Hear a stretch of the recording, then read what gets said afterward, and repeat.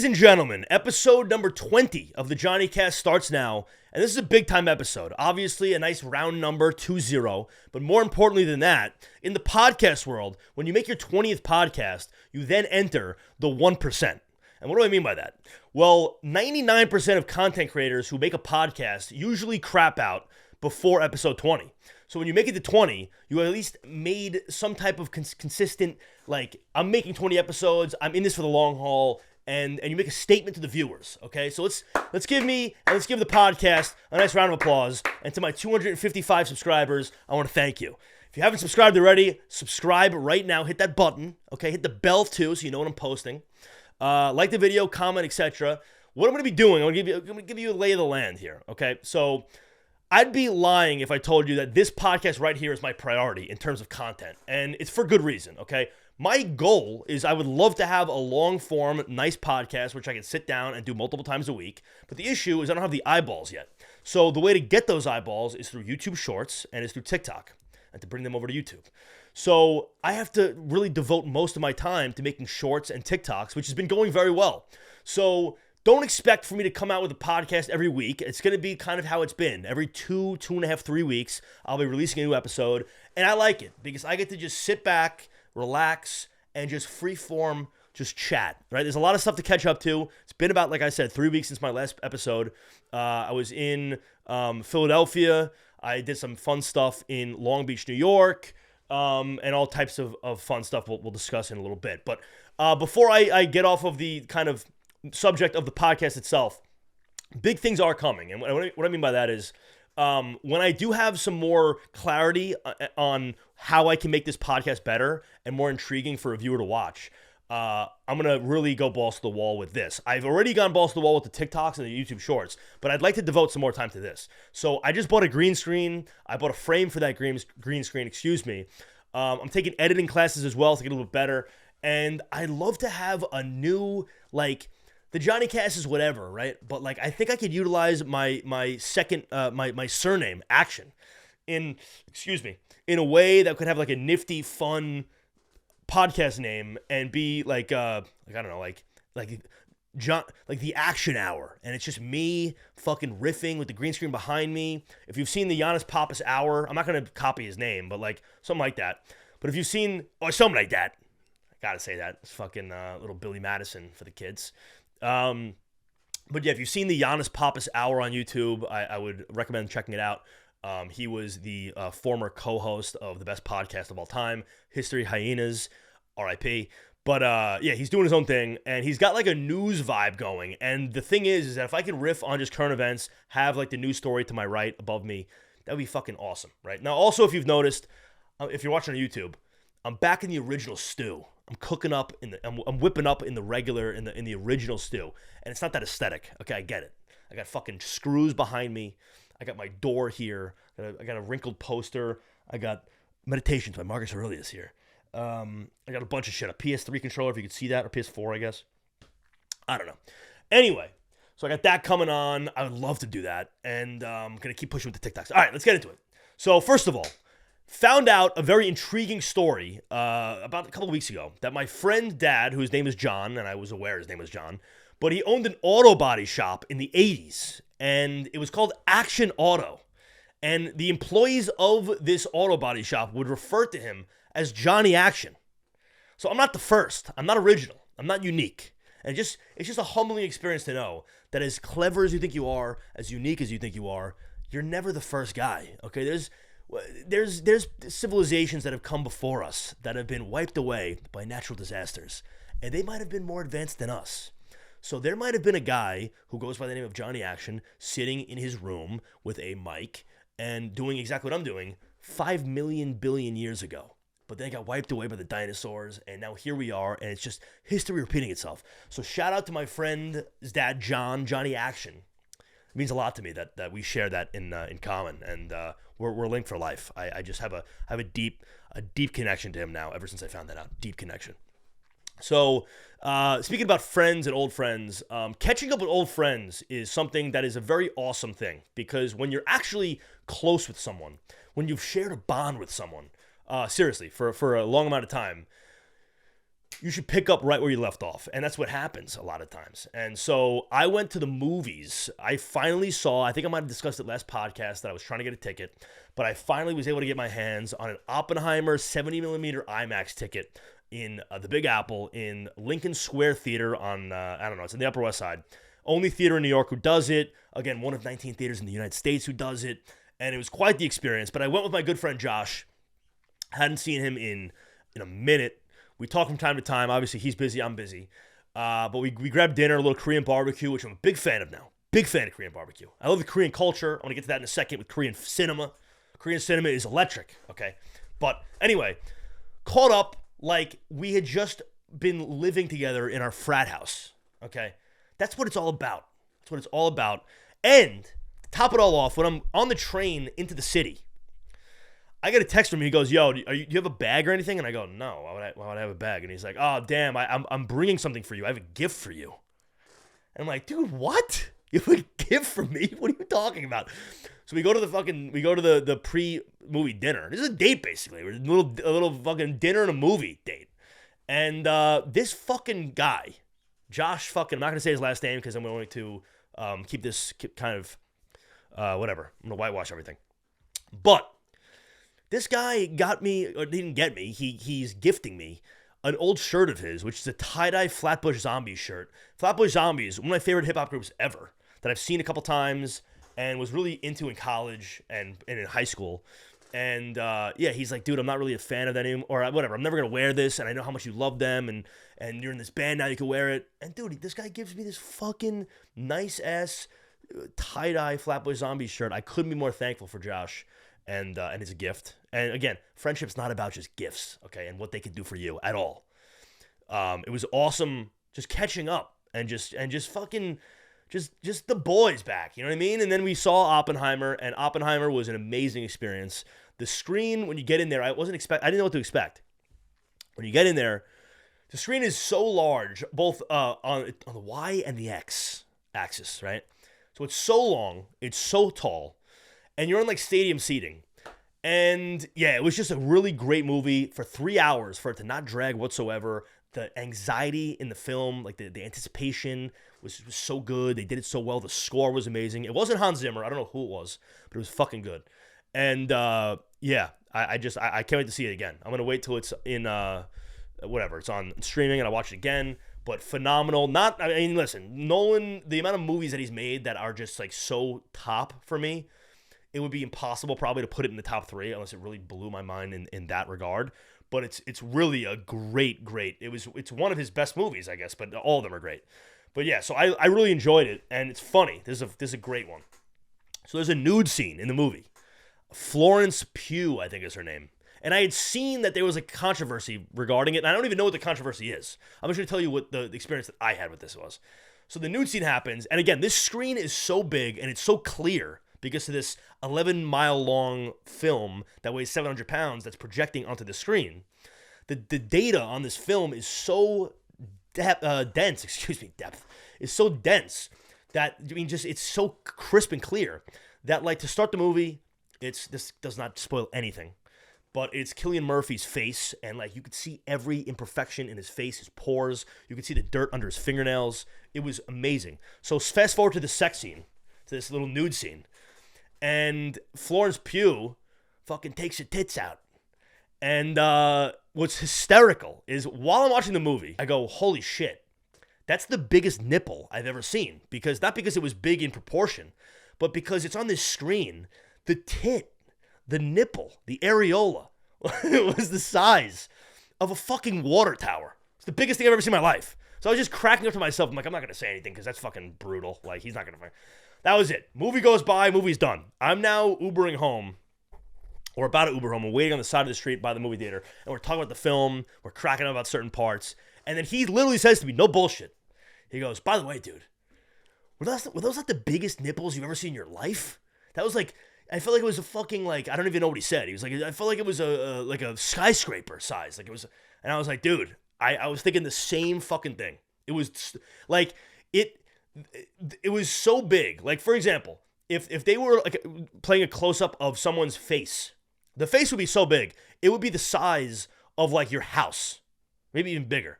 So just imagine anything. It's just, what's it called, magnified to such a degree. That was such a funny thing that we were both thinking that thought. And I bet you every guy specifically, but probably every person in that theater, when they saw those nipples, said, those are the biggest fucking, those things are the size of a fucking water tower, those nipples. What the fuck's going on here?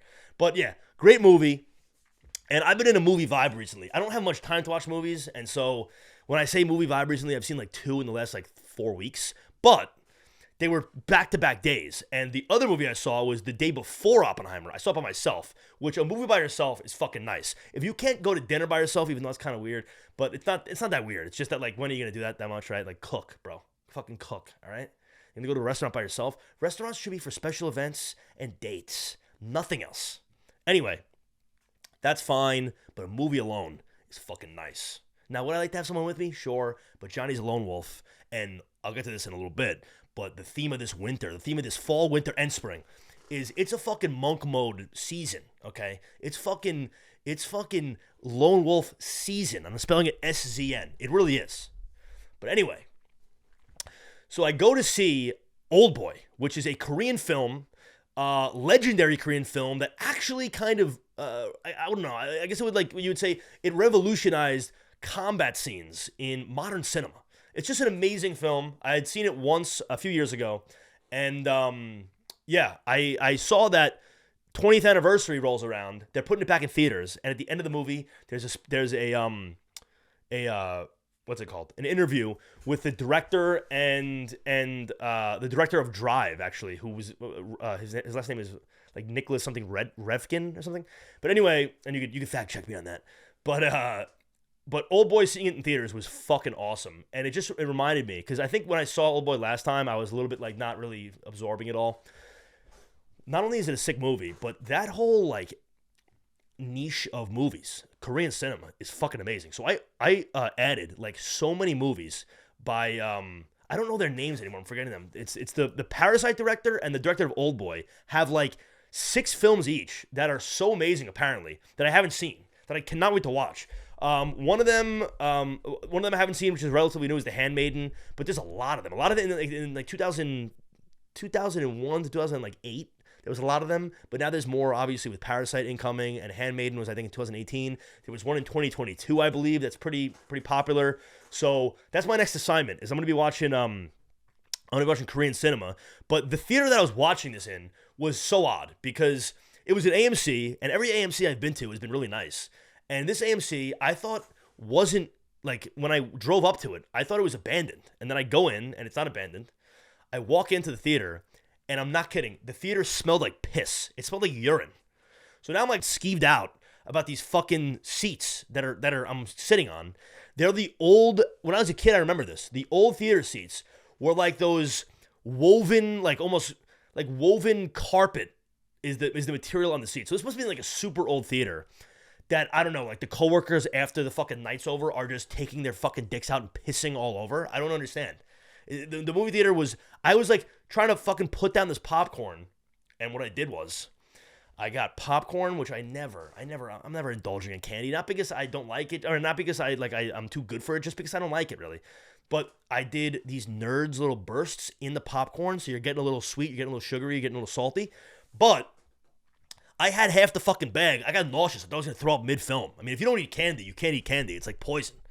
But yeah. Oldboy was fucking dope, and I really am enjoying the little things, because now that realistically I'm fucking either working, really not at the gym recently, and I'll get into that, but working and then devoting so much time to fucking recording, editing, and putting out these shorts and these TikToks. I don't have much, and then obviously the Yankees are on, and then we got football coming up, and I've been reading a lot. Believe it or not, I just finished. I finished a bunch of shit, but I've been reading. This is kind of crazy. I've been reading atheist books and Christian books, and the case for both. And I kind of like to see how there's these two different sides of people who are, like, you have Richard Dawkins, for example, who is so anti-religion, and he's using what he claims is ration and logic and science.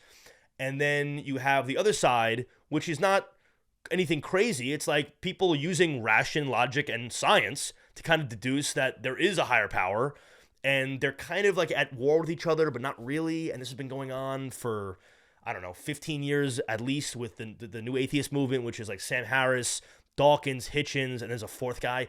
Did they have to make it like they call it like the four horsemen of the new atheist movement?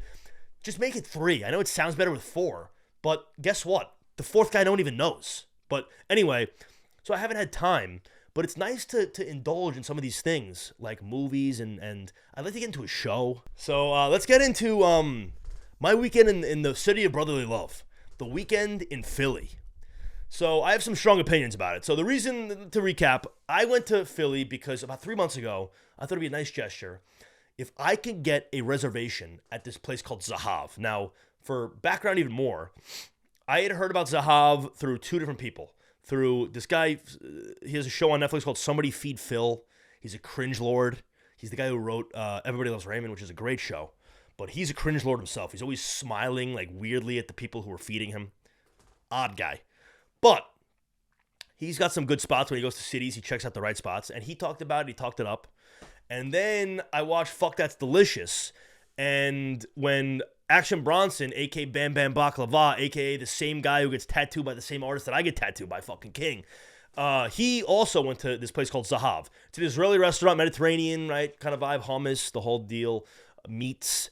And I heard it was so exclusive, it's impossible to get in. You have to fucking do a resi, like what is it, a month in advance at 10 a.m. on the first of the prior month. And it sells out in like 45 seconds, like at worst.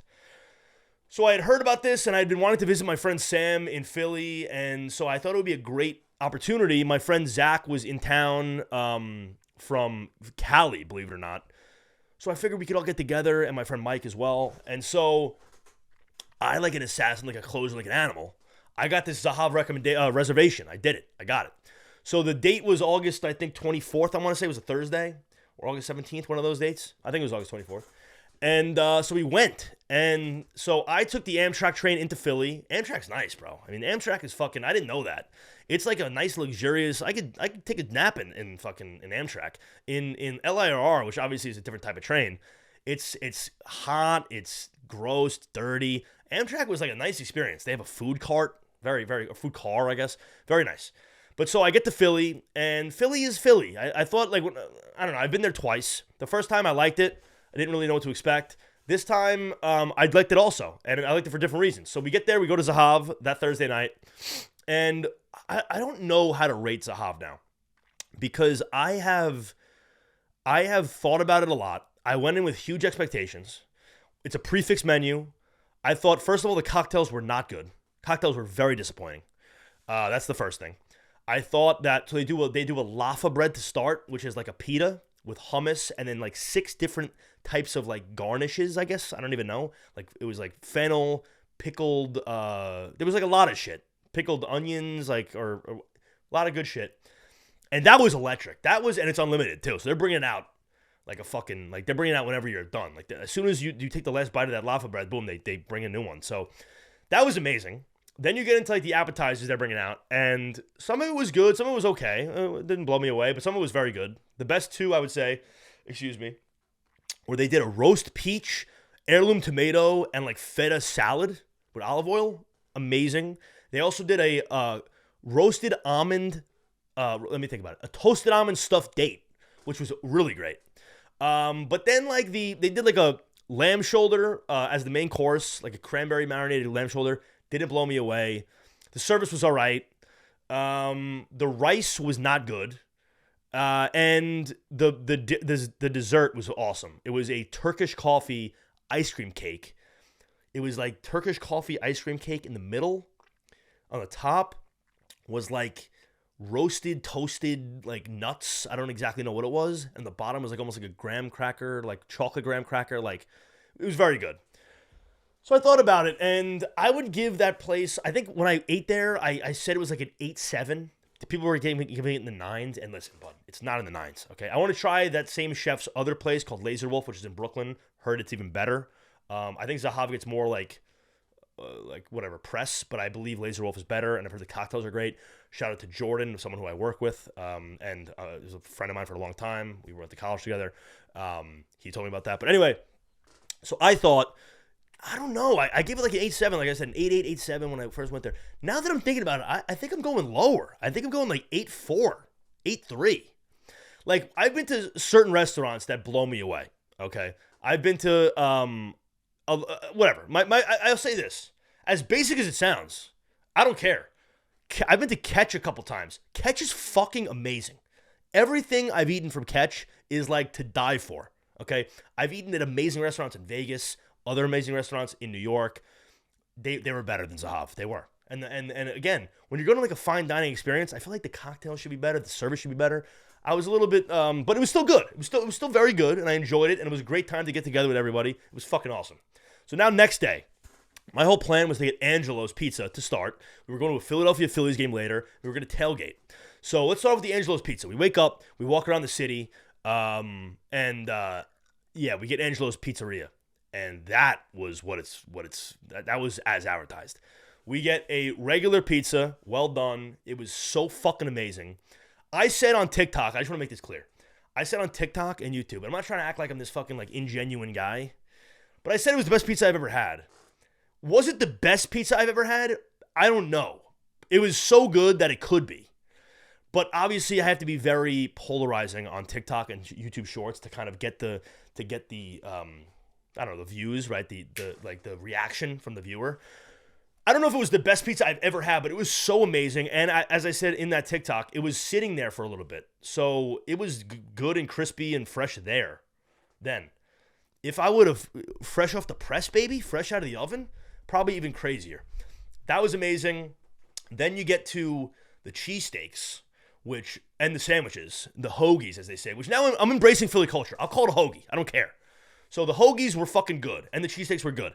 They kill it with the bread. They're doing like a semolina with the sesame seeds on anything they make. So you're not used to that on a what's it called? On a cheesesteak. But the issue is that I was with one of my friends who he just does it wrong sometimes, and I didn't know better. When I go to a place that's like a community kind of like unique thing. Like when I go to San Diego, I went to like the spots to go to, not the touristy spots, but when you got to go to the places to be. Angelo's is obviously one of those. I want to get like when I walk in there and they don't let you walk in, you have to call. It's a whole thing. That's another crazy thing. When you order, they have one phone line and it's so busy that you have to call in like 80 times until you get in touch with them. And then you got to bang your order out. And then they tell you to come at a certain time. You show up at a certain time. The whole block that this pizzeria is on has signs on every house. If you got Angelo's Pizza, do not sit on our property because it's the only takeout. So people, I guess, are just like getting this food and want to sit and eat. But it's a regular residential neighborhood. So it's really, I feel bad for the people who live around that pizzeria. But either way, as I was saying, you want to do it right. I wish I could have walked in there and go, hey, listen, give me your best. Give me what I should be getting. And I had been told on the Action Bronson episode of Fuck That's Delicious, on the Philly episode, I was told that the crushed pork meatball and broccoli Rob Hero was amazing. The issue is that they only do 4 specialty heroes a day and they're random. That day they weren't doing those. Okay, so I couldn't get that. And then I was told to get like whatever. They didn't. Maybe I wasn't paying attention. They just said cheesesteaks. Okay. The issue is that they're known. And again, this isn't a big deal, but they're known for their Colby sharp cheese in the cheesesteak. That's what makes it like the best cheesesteak in the city, besides the bread and just like how quality is and yada, yada, yada. We got fucking provolone and American. So I don't even know if I didn't experience the full, like, what it's like the full peak of what it could have been. Either way, though, it was amazing. The first cheesesteak, we got a regular one with provolone. The second one, we got an American cheese one with cherry peppers, which are fucking amazing. And then the last one, we ordered one of their like specialty daily hoagies, which was they called it the loaded chicken cutlet. It was like roasted red pepper. It wasn't crazy. It wasn't anything crazy. It was roasted red peppers, broccoli Rob, chicken cutlet on the bread, and it was good. It was just a good spot. It was just such a good, like it made me understand like, oh, there's people who live not in New York or New Jersey or maybe Connecticut who are Italian, who actually have good food. I didn't think that was possible, but it is. If we're talking about Philly in general, though, let's not get fucking crazy. It's a little town compared to New York in terms of everything, okay? yeah, you have one or two eclectic little things here and there. New York, every fucking street corner in multiple boroughs is flooded with the most quality food, people, culture. It's on a different level, as it should be. It's the best city in the world, although it's been taking a fucking nosedive over the last 4 years. I'm not gonna speculate or say anything on that, but yeah, it's Philly is what it is, and it's fun and it's good, and my friends are having a great time who live there. Shout out to my boy Alex, who I haven't seen in forever. I doubt he's listening to this or ever will listen to this, but I hadn't seen him in forever. It was so amazing catching up. Again, this is a theme of the podcast of this episode is catching up with old friends. Had a great time hanging out with him. His apartment is fucking dope. Like that's another thing. The price is so nice. You're getting so much bang for your buck if you're living in Philly. Like, it's crazy compared to New York. But again, it's the price you got to pay. It's the choice you make. But so then I go to Citizens Bank Park. I tailgate first, and I kind of incidentally have been to a lot of Major League ballparks this year. And I had said for years that I want to start making a list of parks I've been to and kind of see all of them. And again, not really. I didn't try to seek it out, but I was at Dodger Stadium, 6 seats. I was at Angel Stadium, 6 seats. And then I've already been to Shea, City, Old, New Yankee, Camden Yards, Fenway last year. My favorite ballpark by far is Fenway, still, and probably will always be. I don't think anything can beat that. And then I also, this doesn't count, I'm not going to count it, but I was on the field at Petco Park for a networking event for my job when I had a conference in San Diego, but I didn't see a game there, so I'm not going to count that. But Petco seemed like a very nice place, very quaint in the middle of the city, kind of like a Fenway vibe where you kind of like just, oh my God, you turn and boom, there it is. But not near Fenway. But anyway, so I went to Citizens Bank Park and I loved it too. Citizens Bank Park. I don't know if there's a nickname for it. I'm not a National League guy. But fucking was really nice. I took my usual tour I did a couple 360s around the park. Got some food. We had great seats. We went with like 10, 15 people, all my friends' friends. And it was just a great fucking time. And I just liked it. It gave me a vibe of I would say it gave me a vibe of like Citi Field, but a little more substantial. I think Citi Field has too little of a presence in terms of when you're in Citi Field. There's not much of like a, Citizens Bank Park had that. They did. Now, next on my list is going to be PNC. I got to hit. I want to hit ideally. I'm trying to think of how I could do that. I guess it would have to be different times. But I want to go to, I've heard so many great things about Pittsburgh. I want to go to a Steelers game, and I want to go to a Pirates game, because I've heard, obviously, PNC is one of the best parks in baseball. I would like to go to San Francisco. Issue is I don't want to get stabbed. But that's a sick park from what it obviously looks like. I'd also, and then my favorite from a child. These are the next ones on the Target. And speaking of Target Field I also heard was sick. My friend was there. He said it was awesome. But one of my main priorities, I would say, for visiting ballparks would be Safeco, which now goes by, I don't even know, some corporate name. I don't even know. But Safeco, to me, was always a ballpark I wanted to see. It just is very intriguing to me. It's all the way in the opposite side of the country for me. Retractable roof when that was new. Ichiro, fucking the Mariners are sick now. I would like to go to. I would really like to go to Safeco. But so then that's pretty much that. I'm looking at the rest of my Philly week, but So Philly was fun. It really was. I got back and I went out in Long Beach. We had a block party that night at my friend's house, and block parties in Long Beach are fucking different. There was 1,000 people there. Fucking just Long Beach is so dope. I'm probably gonna move back there very soon. I would say after Christmas for sure. But yeah, I would like to get there before the summer, definitely. But yeah, so that was that. And then let's talk about Labor Day weekend. So Labor Day weekend was another bender for me, and if you followed up with me in my personal life, if you followed up with me in my personal life last November to last April, or this April. Yeah, this April. Last November to this April. I didn't drink. I stopped drinking for 6 months or 5 months, and it was great. But it was a good experience because I kind of know how it is now, and I still bullshitted around my training and around Dude, you fucking, listen, I'm 28 years old now, okay? I just saw a video of myself, like, it was the senior year of college pic of, like, a video of me, like, arguing with one of my friends.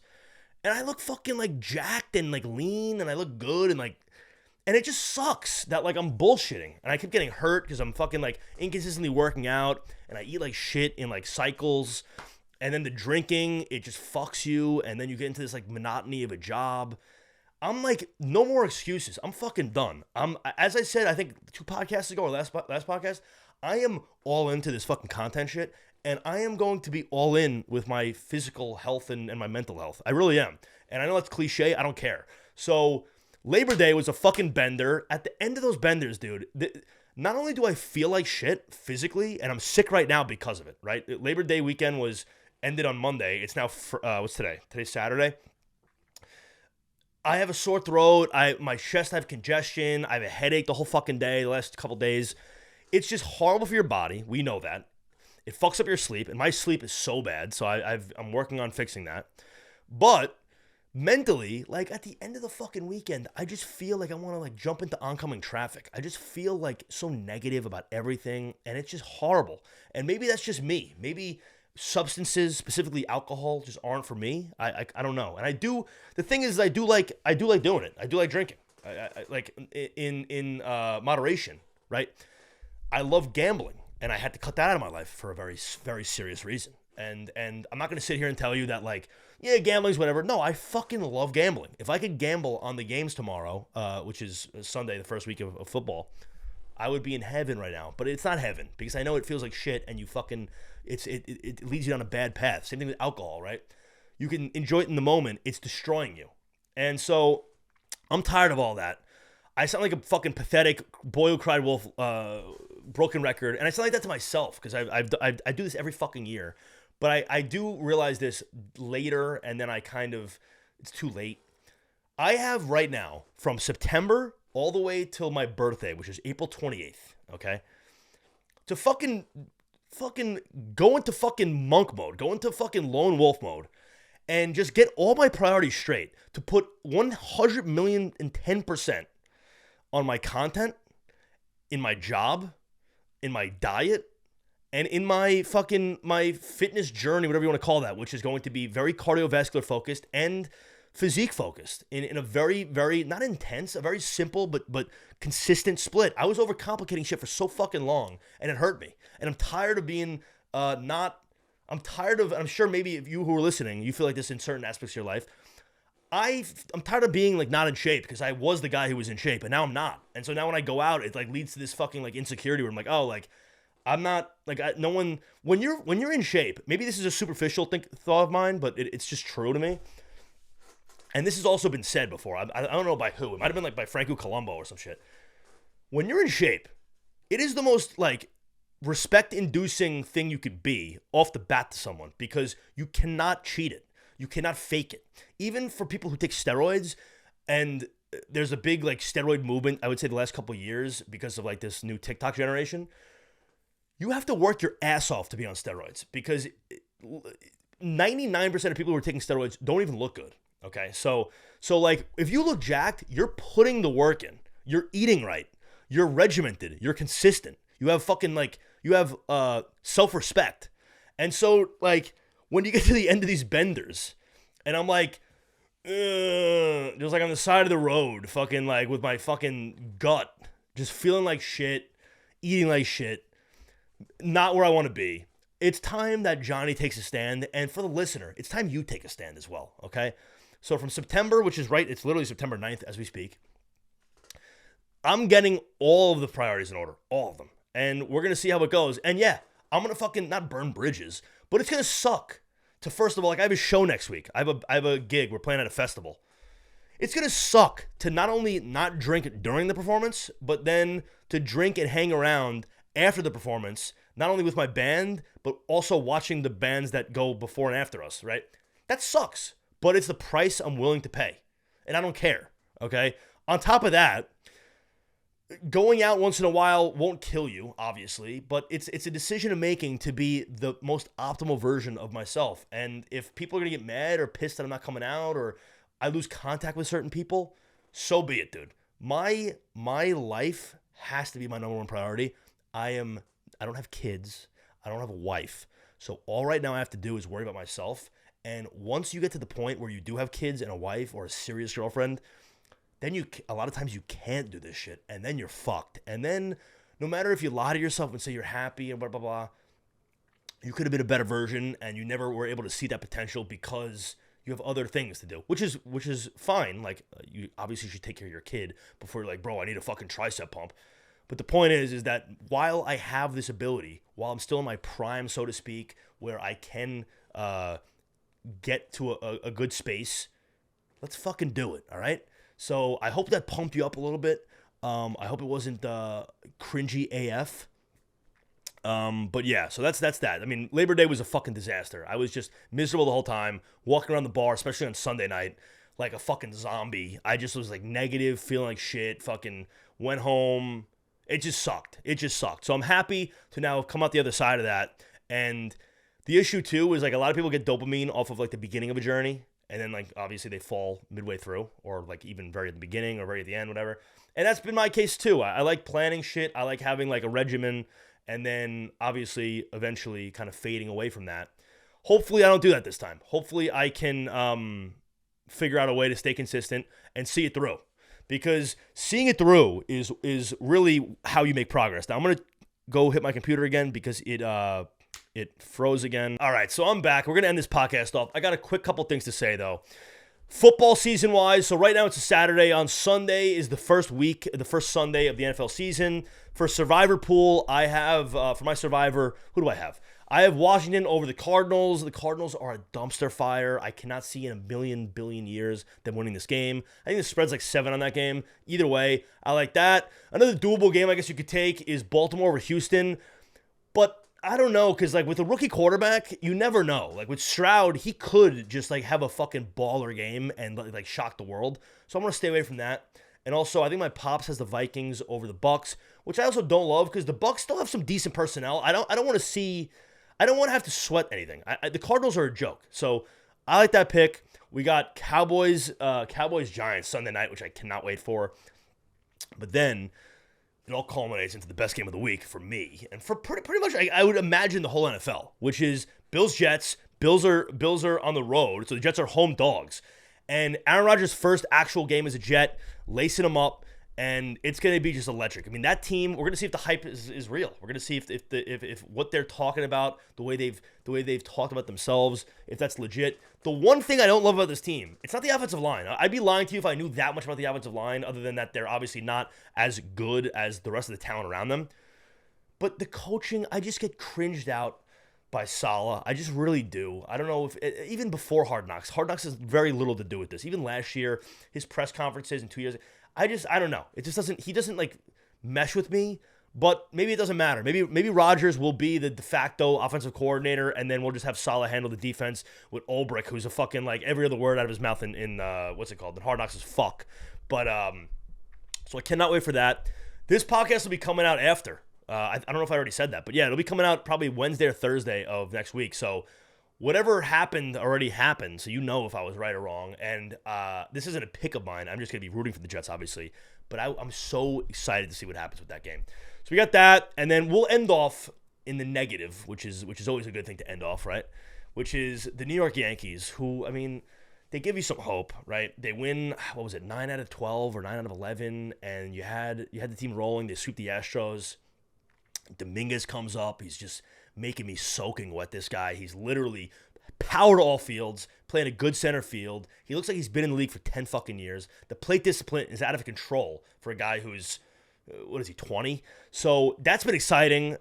Besides him, what do you have to look forward to as a Yankees fan now? I mean, and Volpe sort of. Besides that, the future is bleak, okay? And I'm going to tell you why. You look at a guy like Carlos Rodon, who basically, I don't want to overreact here, I don't want to be dramatic, but it's true. He literally ruined the season for many different reasons, but the last nail in the coffin was, I forget what day it is. It was whatever. It was the last game of the Detroit series, okay? You're down 6 in the loss with like over 20 games to go, and Toronto's fumbling around, who is that team who's ahead of you, and the Rangers are stumbling, and Boston, who cares, okay? You're hot, your team's ready to go, you sweep the Astros, you're ready to sweep Detroit, Everything's going great.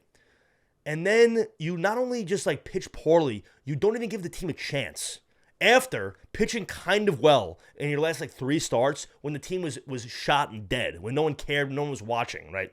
Tells me all I need to know about this guy. All I need to know about this guy in a big game against Detroit, who has no one in their lineup. What, Javi Baez? Give me a break. Or the fucking kid who took him deep and doubled off him. I can't even think of his name. It starts with a T.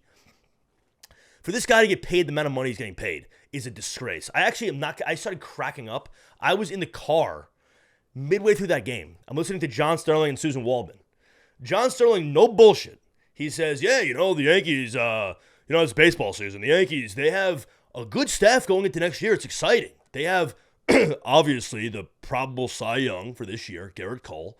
They have, what's his name? They have Clark Schmidt, who's looked great of late. They have Michael King, who looks like he's going to be a good starter, and he's going to be out of the bullpen, and then clearly we're going to get Nestor back. And even Carlos Rodon might win himself a spot on the rotation. Dude, what is this? First of all, the mojo shit. Shave the mustache, bro, and get your fucking camouflage glove out of here. I have not liked him since the very beginning of his stint here when he started blowing kisses to the fans in, I think that was Oakland. I forgot where that was.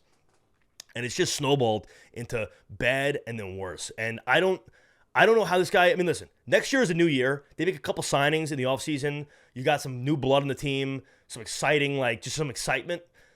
If he starts to pitch well, then this will all be forgiven. That's just the nature of sports and the nature of baseball. But up until then, I have a burning hate. I have a passionate hate for this guy. I really do. I cannot stand him. He should be giving his money to I don't know. It's just fucked up. But anyway, that's the JohnnyCast episode 20. I'm proud we got through 20 episodes. Comment down below if you feel any type of way about this. Also, I don't know if the camera can pick it up, but Johnny's got earrings in now. I'm rocking gold hoops like a fucking rock star, all right? I don't know how I feel about them, but I think they look kind of good. So I'm going to keep them in for now.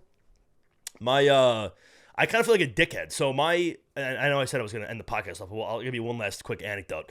The lead singer of the band I'm in, who's a friend of mine, good friend of mine, Morgan, if you're listening, what's up, dude? I pseudo-copied him. I had a mullet before I knew him, so that doesn't count. But he has a mullet also. Oh, no, this is the thing. I had a mullet before we started hanging out, and then it grew out into just long hair. He had a mullet, so then when I cut my hair back into a mullet, it looked like I was copying him. I will say this, I copied his facial hair. I got the short scruff with the mustache. I copied that. But these earrings are so you can't really tell. They're like very small and you can't really tell if someone's wearing them. I was hanging out last week and some kid I know was wearing one and I thought it looked kind of sick. So I was like, oh fuck yeah, I'm gonna get those. I'm gonna start rocking those. And I just found out that this kid Morgan, my friend Morgan, wears them too. So I'm like copying. It's fucking brutal. I don't want to act like a copycat. I used to have, because I was a fucking thought leader in elementary school. Okay, I used to have kids buying the same shoes as me, wearing the same clothes as me, mannerisms the same. It sucked. I understand how that feels. So Morgan, if you're listening to this, I apologize for, I don't know, some of the recent things that have happened in terms of my look and my style. But these earrings, I think, look kind of good on me, so I'm going to have to keep rocking them. So, JohnnyCast episode 20. It's been fun, boys and girls, and how do I end this off? We'll see you soon.